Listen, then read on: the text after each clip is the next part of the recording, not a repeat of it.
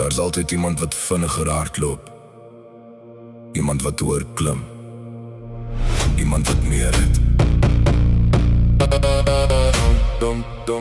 Maar dis nie die wedloop wat jou defineer nie.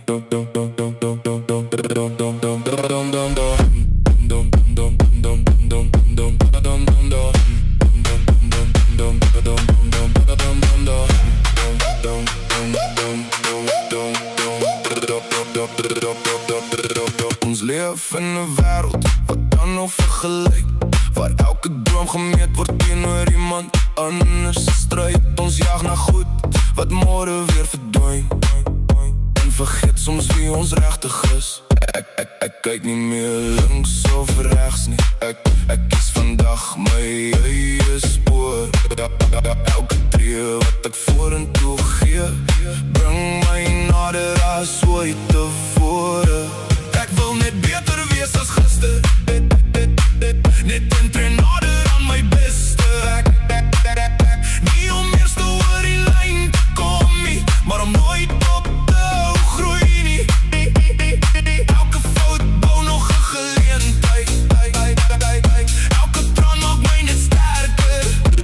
My grootste kompetisie is om beter te wees as wie ek gister was.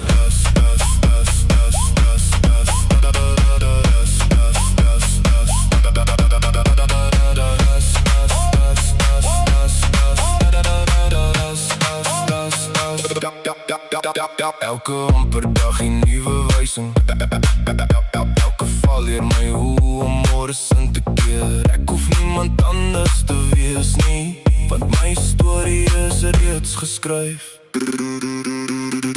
As die wêreld sê is nie genoeg nie, onthou hoe ver jy al gekom het. Elke nuwe son bring nog 'n kans om jou eie lig helderder te laat skyn. Ek wil net beter wees as gister, met hoop wat elke môre saam my loop. Nie vir jou goedkeuring of vir jou aanvaarding nie, maar vir die mens wat ek besig is om te word. Dis nie die wêreld wat my waarde bepaal nie. Ek skryf my eie storie elke dag. My grootste oorwinning is dat ek vandag sterker is as gister.